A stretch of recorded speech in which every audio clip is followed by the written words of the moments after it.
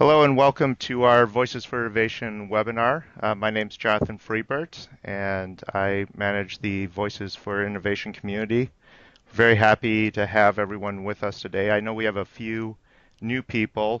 This may be your first time participating in a Voices for Innovation webinar, so let me just do a quick introduction about what Voices for Innovation is. We are a Microsoft supported community, and we work with Microsoft partners and really anybody who's interested in learning about and having a conversation about Microsoft public policy issues that impact the technology sector, that impact your companies, that impact your customers.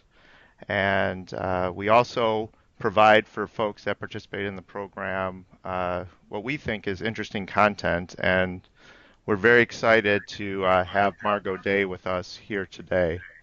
Um, so let me just do a quick introduction and then we'll get going. Margo is the Vice President of U.S. Education for Microsoft. She's responsible for our U.S. education strategy and sales to K-12 and higher education customers across the U.S., and she leads a national team that focuses on working with institutions, faculty, students, and other key stakeholders in education. She has more than 28 years of experience in technology, ranging from software sales to marketing, business development, partner and channel management. Has been at Microsoft for the past 11 years. But I've heard Margo present a few times, and what really impresses me about Margo is her passion for really making a difference in people's lives. And if you read her bio, you can see that she took a year personal leave absence from Microsoft to really focus on making an impact with children.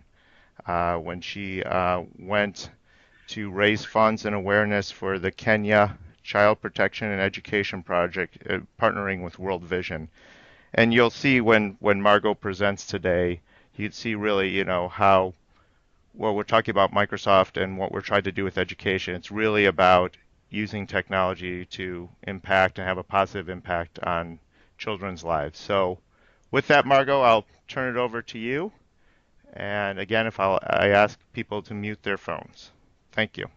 Great, Jonathan. Well, gosh, thank you so much for the extremely warm welcome. I certainly appreciate that. And um, education and making a difference in people's lives is what motivates me, and it's why I love working at Microsoft. Because as a company, our mission is to enable every person on the planet to achieve more. And relative to education in particular, it's about empowering every student on the planet to achieve more. And I've seen in my own personal life what the power of education has done for me to be at the position that I'm in today, and how important teachers were, how important stretching my boundaries were, how important opening up new opportunities for me were that I never even dreamed that were possible or that I could even achieve in. Education has done so much for me. And what I've seen across the US and what I've seen globally, whether it's in Kenya or other places, is that education is the single most powerful thing that we can provide to our children so that they have an opportunity to actually achieve more and really begin to understand and fulfill their overall potential. And we're at a really, I think, important inflection point in the United States and across the world, where the economy and the things that are facing us, and the challenges and opportunities that are facing us as a nation, now and for the coming decade. Sorry, someone, if they could just go on mute, that would be great. Um, Education becomes the most important thing that we need to be investing in, and there's a couple of really, I think, a very important and impactful statistics. One is that 2/3 of the jobs that will exist in 10 years' time have not even been created yet, haven't even been envisioned yet. And that's from the Department of Labor. And so, we think about as a company this concept of always learning. And from a culture point of view, this is the culture that Satya Nadella, our CEO, is inculcating throughout all of Microsoft, but it also renders itself in Microsoft's role in bringing technology into education and having that technology platform be one that allows for expansive learning, to be one that allows for deep collaboration, that allows students to be in an environment where they're learning critical skills as well as the subject matter. And so education for Microsoft as a corporation is a top priority for the company. And in that, we're investing very, very significantly to ensure that our products and our product offerings line up to what the needs of education are. And so, as a company, just broadly, we know and we believe that we are in a mobile first, cloud first world. I think we all could feel that, recognize that, absolutely know that in our own work lives. And in this context, we have three bold ambitions for the company, which you see here: reinventing productivity and business process, building the intelligent cloud platform, and creating more personal computing.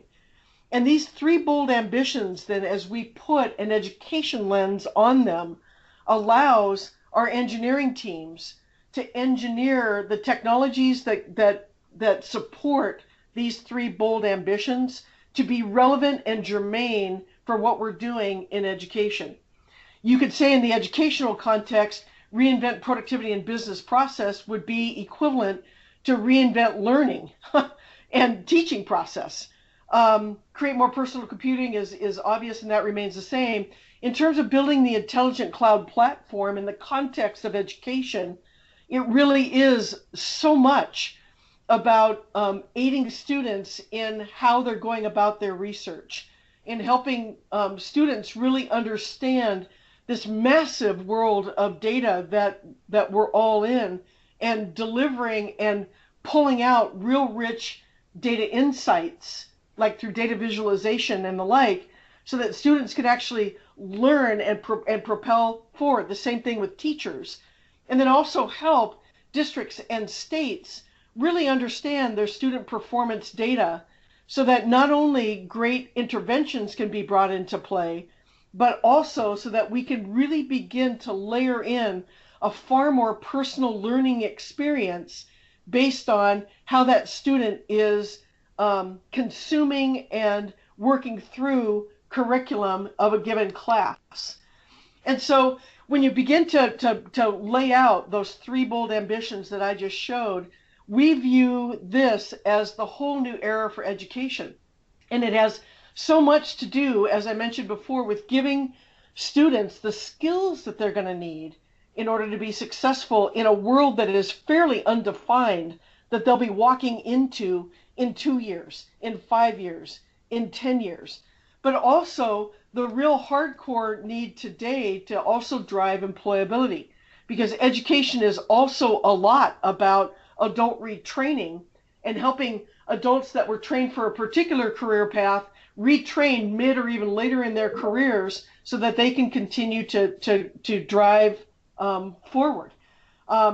This whole concept about learning mobility, having students be able to learn literally 24/7, collaborative learning approaches, which is one of the core skills for education, ubiquitous access, which fosters this 24/7 learning, STEAM, science, technology, engineering, the arts, and mathematics, and interdisciplinary learning needs to be infused into the curriculum. And, as we all know, President Obama previewed and the new computer science for all, because he believes, and so does Microsoft, that computer science is as fundamental to the future as Math is today as reading is today, and we're very aligned with what we're going to be providing in order to support that. Cloud computing is clear, and collective knowledge sharing. These are all the pieces of the fabric that are going in to this new era of education. And so, what does this mean for Microsoft? Well, we believe three things. One is that an education and excellence in education is a basic right, and it's also this socioeconomic imperative.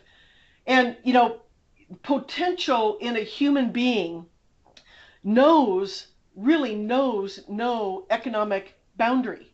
I've seen girls in Kenya living in the most remotest of places, that part of this project that I'm involved in, where that have been afforded and allowed for a secondary education, whereas before their only choice would have been to be married when they were 12 or 13 years old, that are now graduating high school and going on to college in areas like physics. There's one girl in particular from this very remote tribal area that was one of the highest students in the country in terms of physics. And so whether it's in Kenya or whether it's here, human potential knows no economic boundary. What we need to be able to do is to provide excellence in education to absolutely everyone, and then be able to tap into people's creativity, because when you put the right technology into people's hands, they do absolutely remarkable things. I was in Austin, Texas last week in Pflugerville, which is right outside of the city limits of Austin. I was at a high school there, and this particular high school, over 95% of the students there fall below the poverty line, and so they're eligible for free and reduced lunch. And this particular classroom I was in, the teacher has a semester-long program where the high school students are solving three problems. And here's the three problems. One, what's the most effective treatment for tuberculosis? Second, how do you solve the traffic congestion in the city of Austin? Third, how do you actually make anti-smoking campaigns far more effective than they are today? And guess what? They're using Minecraft. They've gamified these three challenges, and they're using Minecraft as a way for the students to create solutions based on a whole world of things that they believe will make a difference. And they've come up through deep research on what the interventions are that actually would be the most successful along those three dimensions, because they've done a whole ton of research. And so you've got this environment where you've got some kids that are really good at Minecraft and visualizing new worlds. You've got other kids in a group that's working on something that are really good at graphics and graphics design. You have other kids that are really good at programming languages, because Minecraft can be programmed. And you walk into this classroom, and there were about 35 or 40 kids that were in there, that were grouped up into 5 or 6 different teams of 5 to 7 kids. And the positive energy in this room, you could cut it with a knife. It was so palpable. And these are kids that outside of their day have really hard challenges that they're facing every single day. I use that as an example of people can really do remarkable things when technology is within reach. And then obviously technology applied in new ways can shift behavior for inspired learning. And that's what this is all about. And so, I've touched on our mission about empowering every student on the planet to achieve more. And so when we think about then who is Microsoft in education, we think about the technologies that we bring to this to ensure that they create immersive and very inclusive learning experiences for teachers and students, and begin to foster this teaming and this collaborative environments that can either be physically in a classroom or don't have to be. And that's this wonder of and the fantasticness about technology. And so I'll go through and I'll touch on some of these pillars. What this means is that students and teachers helping them should be able to create and share in entirely new ways. And you teach through learning and exploring. Really, gone are the days, like when I was going through school, it was very lecture centric. And in many cases, it still is. And that's not the best way for everybody to learn. At the same time, we also know that there are a lot of people with different learning styles, whether people have a dyslexia or ADHD, or they are sight impaired. And so we think a ton about accommodating any and all learning styles, and then focus on the outcomes of the learning, not on technology. And so we fundamentally believe that the technology should just be there, as opposed to taking up all the time in the classroom to spin it up and get it to go as a start. And so I'll touch on a few things and give you just a few examples as we think about this. But this whole concept of creating and sharing new ways, what we've done with OneNote as an example, we've laid out a whole platform so that teachers can roll out a class notebook for their students. And in this class notebook, it has 3 different pieces to it. It has a content library. Each individual student has their own page. There are collaboration areas in OneNote. And the amazing thing about this is that the teacher can actually go in across a whole spectrum of students and go in real time and see what the students are working on, what they're collaborating on, provide his or her input or guidance, so that the teacher is immersively involved in a larger group of students, and he or she are applying their expertise to aid the learning. It's also cutting down on grading time. And so, we think a lot about how OneNote and how Skype for Business comes in together in this ability to create and collaborate and share in new ways, with real-time co-authoring and real-time collaboration in new ways to express your overall thoughts with sway. Oh, that's right. Here we go. I just talked about this. I forgot that I had slides that actually go through it, and we'll make sure that you have access to these slides. But this talks about what OneNote Class Notebook actually does. Just a second. I need to close this window so that we don't worry about that part. So OneNote Class Notebook becomes a really powerful way for teachers and students to be able to collaborate individually and to collaborate as teams. And this is all part of the overall Office 365 suite. And it allows now for blended learning environments and flipping the classroom kinds of environments. And we've got it now where students can actually sign up and just do this virally, so that the technology just isn't in the way at all. It's simple and straightforward to do. For those of you that are focused on the education market, there are a lot of learning management systems that higher education institutions and K through 12 schools are using. And so we've got integration of OneNote with those learning management system solutions through a technology called LTI.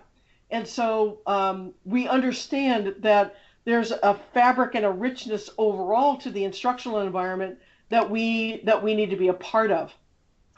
Teaching through doing and exploring, the thing that I'll talk a little bit about is this concept of computational thinking. And computational thinking is really an important skill to bring into the overall learning environment, because it helps kids, it helps students logically assess a large problem that they're trying to solve. So it brings in critical thinking and logical thinking skills. But as an underpinning to it, it also relies on vast sums of data. Computer science is a subset of computational thinking. And so when we think about computational thinking, we think, one, about the principles of computer science, and in part about coding, which is why, again, we're aligned to the president's initiative for computer science, for all, and as well as with the richness of data that data sources that are out there, to be able to use simple tools like Microsoft Excel to be able to do data visualizations so that students can really understand what the factors are so that they can then begin to create solutions and then tap into a knowledge of computer science and coding to develop what those solutions are. I talked about how Minecraft is being used, and that's the cool thing about Minecraft. And it's one of the reasons why we acquired the intellectual property for Minecraft in education, in addition to our acquisition of Minecraft a couple of years ago, because we believe that this brings a whole new world into the education environment around teaching and learning through doing and exploring. And then we have a whole variety of other programs that are available free of charge to educators and students across the board under the Microsoft Imagine brand, so that whether it's developing for games, whether it's creating mobile apps, or rich applications, whether it's setting up different websites, or whether it's through the tool of Minecraft, we have all of that available free of charge for students and teachers through Microsoft Imagine. And then for high schoolers and folks in higher education, we have Azure for student developers, which really helps student developers move into the world of the cloud. And since we're in a cloud-first world, we want to provide those tools available to students and teachers as well. Accommodating individual learning needs, I'm super excited to talk about the learning tools that we've just released to the market. And so the learning tools for OneNote focus on students that have comprehension challenges in reading and writing. And so we've focused on students that have dyslexia, ADHD. We've worked with the top experts in the world around these items. That all happened way too fast. We've focused with the experts across the world that are experts in these key areas. That's okay. I'll just talk through it. And a week and a half ago, we released a preview of learning tools for OneNote, and it really helps eliminate the noise for kids when they're reading. And we've put this out to a community of people, and you see here that we're already getting feedback that students are going from being able to read at 8 words per minute and barely first grade proficiency to 30 words per minute. And this is such an important release that Forbes wrote an article about it a week ago Monday, and they shared that this is likely going to be the most effective and disruptive technology for all of education. And so the learning tools for OneNote is really an important, and that's an importance. That's why when we think about focusing on student outcomes, we think about delivering these kinds of technologies, in. And then at the same time, we focus a ton on ensuring a couple of things. One is that the student and the student's data and the student's experience in the classroom is safe, and also that the student information is kept private. And we recognize the fact that many educational institutions are as large or larger than many commercial enterprise customers. You think about school districts like Los Angeles Unified School District as an example, has 640,000 kids. Well, technology in the hands of all of those students mean there are 640,000 endpoints that someone could do something rather malicious with. And so when we focus on security, we've built in security functionality from the endpoint, Windows 10, all the way back through to the entire server side of an education institution's needs. And so when we think about on the endpoint side, Windows 10 is the most secure operating system on the planet, bar none. And the wonderful thing about Windows 10 is that it scales across multiple form factors, whether it's the smallest form factor possible, like a wearable band, maybe a phone, maybe a tablet, maybe a laptop, even to the largest displays, and even into the HoloLens that I'm sure a lot of you have heard about. And so Windows 10 has security and protection built into that so that the students' experience themselves is very secure.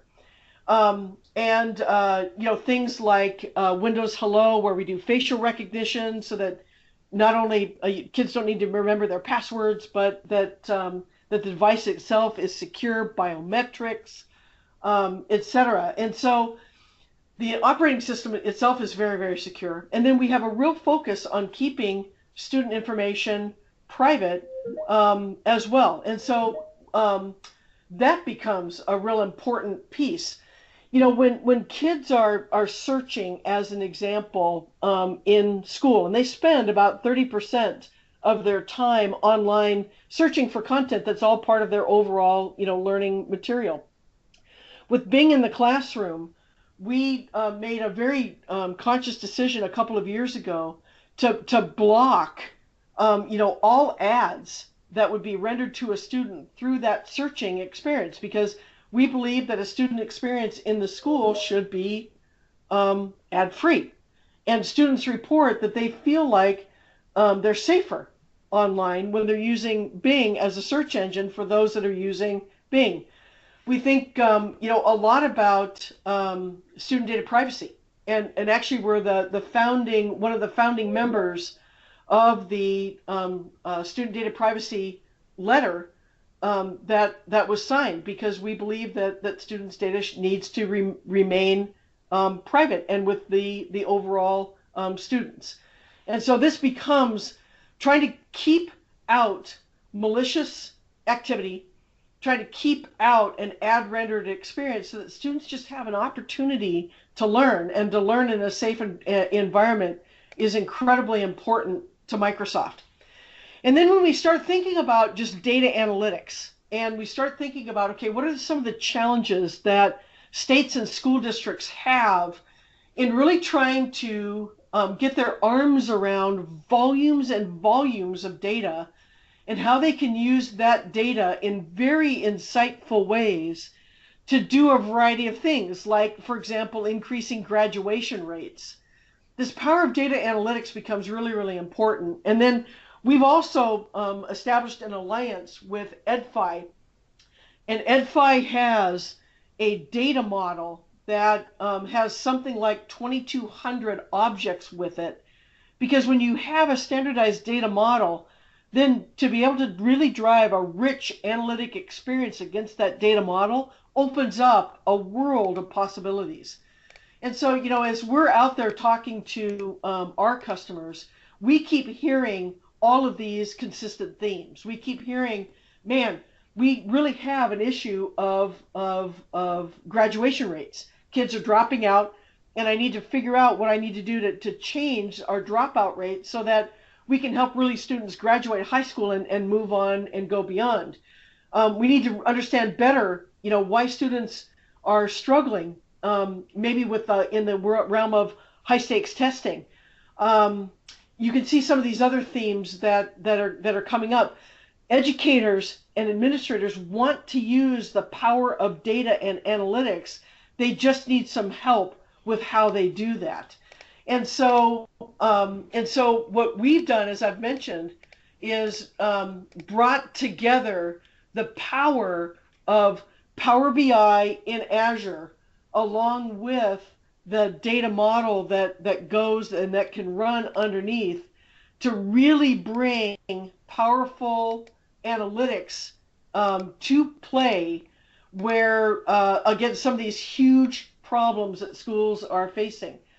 So one of the large issues, as I've mentioned, is the issue of dropout rates and graduation rates. And the good news as a country is that we're increasing overall our graduation rates, but that's not happening just out of luck and time. Data and analytics are really being provided and focused so that educators can really make very intelligent moves and decisions on the interventions that they're doing overall with students. One such school district is Tacoma Public Schools. And you can see here that now it's 3.5 years ago, they had an issue where their overall graduation rates were at 55%. And so we partnered with them with the power of Azure and Power BI and deep analytics so that they could really understand on multiple dimensions the challenges the students were facing, some of the challenges the teachers were facing, and then what the analytics would show is what then kind of interventions the district needed to do in order to help the student overcome some of the challenges that he or she were facing. And at the end of the day, it raised high school graduation rates in just a 3-year period of time, over 20 percentage points. We actually have a case study up on Microsoft.com. And so these kinds of uses of technology are become just incredibly important to us. That's the kind of assets that we're bringing, overall to these challenges in education. I think I touched on student data privacy, in my previous comments, but I think this chart does show a pretty good grounding on what we believe and how important it is for student privacy overall in the learning environment. And that's why we talk about having student data privacy focused in concepts that are clear and unambiguous, and how we are part of just a cohort of other technology companies for this industry-wide conversation, and it's why we signed the letter that I described before.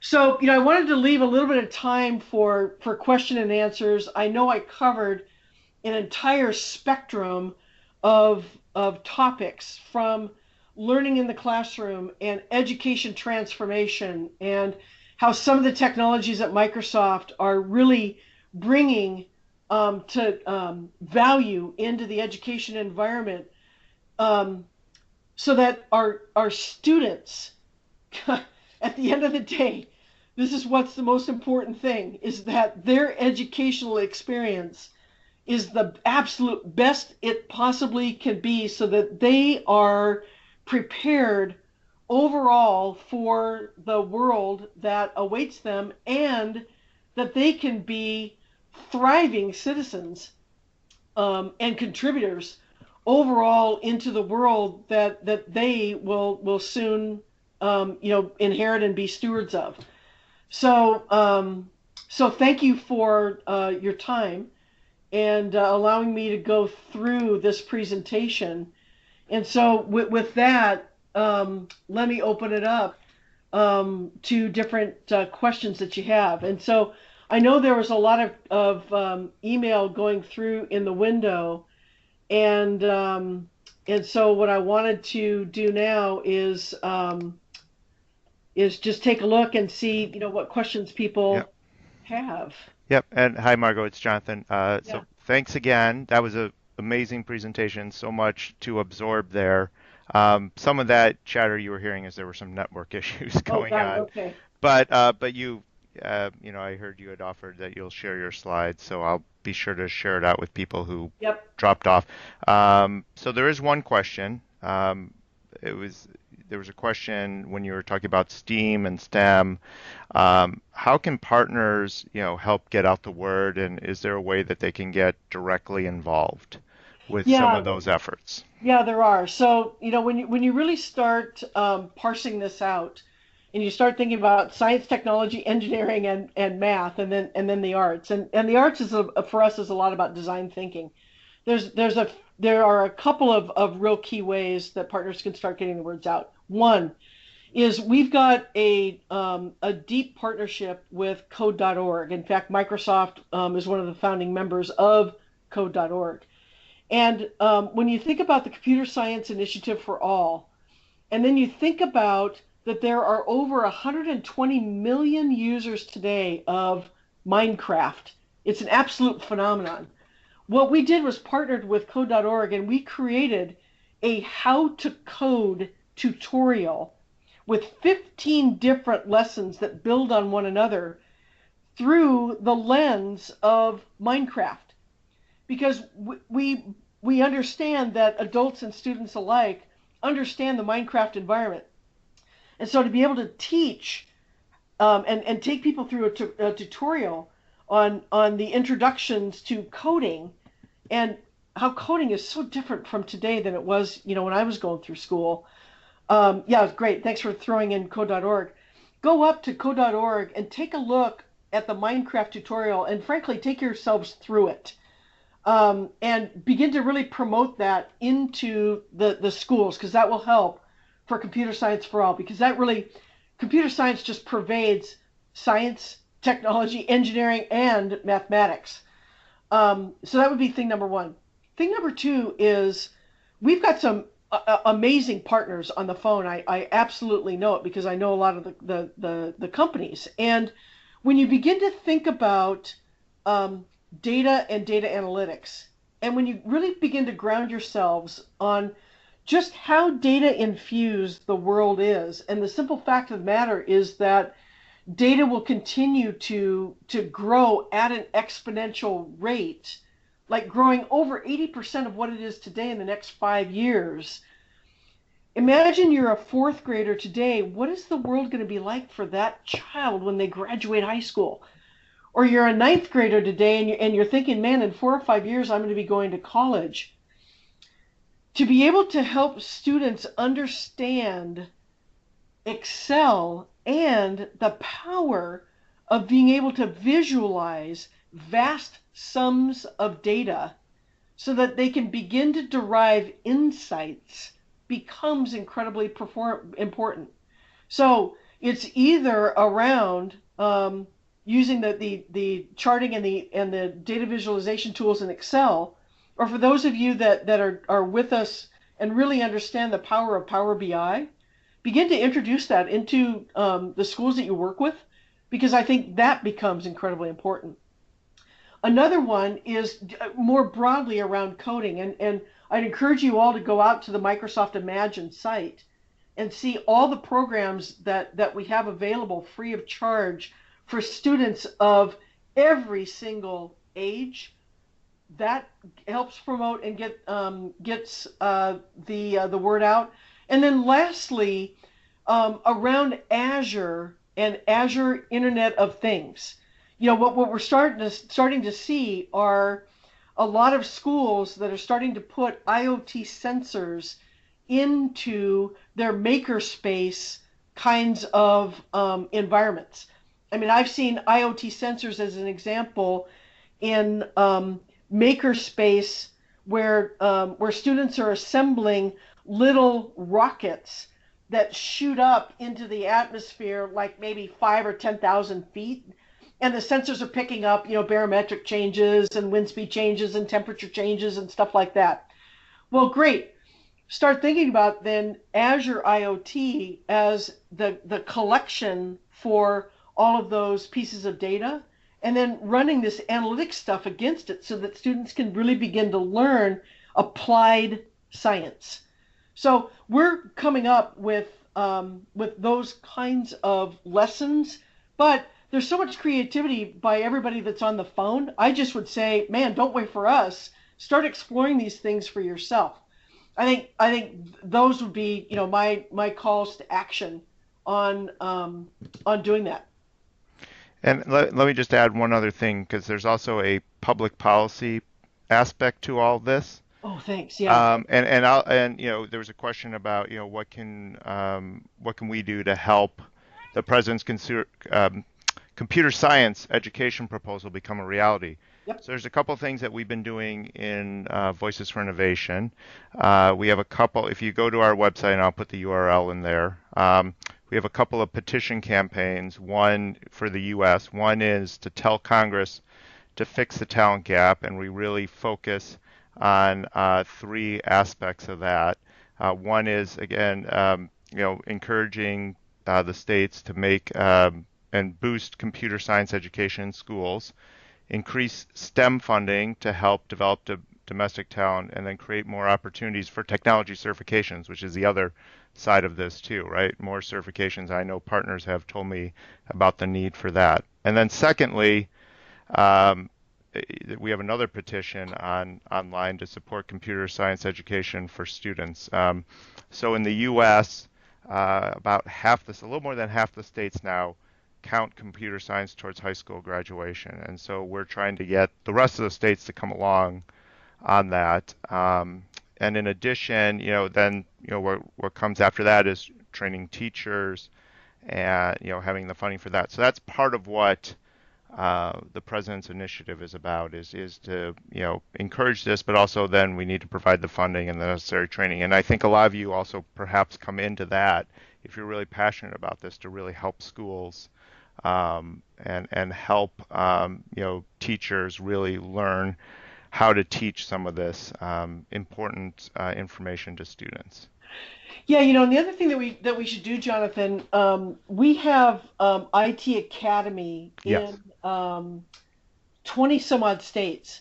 And so let's make sure that we share with this group what states have already funded IT Academy. And for those of you that are on the phone, IT Academy is actually a collection of over 1,100 courses that go through the whole span of Microsoft products, and with that, students can achieve certifications on things like Excel or PowerPoint, or way into certifications around SQL, around database administration, other classes and courseware around like network design, and so it's really quite comprehensive. And so I think to promote the use of IT Academy in the 20 some odd states where we already have it would be also a really terrific call to action. Great. I just shared the URL. We've renamed it Imagine Academy now, but Ah, yes, that's it's right. the IT That's Academy. right. Yeah, Right. yeah, that's right. We changed the name in January. I apologize for Yeah, that. no, I still call it IT Academy as well. I think we have time for one more question because we're just at time. So if there's another question, either in IM or if you want to ask a question, we have time for one last question. And then, if there's follow-up, you can certainly reach out to me about that. If there are any questions, okay. Okay, I just said we have 22 Imagine Oh, super. Academies in states Great. now. Thank you. Thank you. Fantastic. All Yeah. right, thanks for that. Great. Well, I think then we will conclude the webinar, and thanks again to everyone who joined. Margo, really, really appreciated your time today. I'll follow up with Margo about sharing out the slides, and we've recorded this, so the recording should be available within the next 24 hours as well, and I will share that with everyone Yeah, as and make well. sure that we get the preview for the learning tools. These learning tools are they are game changers. And Okay, I Yeah, will share that as well. I'll follow up with you about sharing those out as well, Margo. great, wonderful. Well, thank you so much, Jonathan. Thanks everybody on the call. Thank you. Have a great day, everyone. Bye. Thank you very much.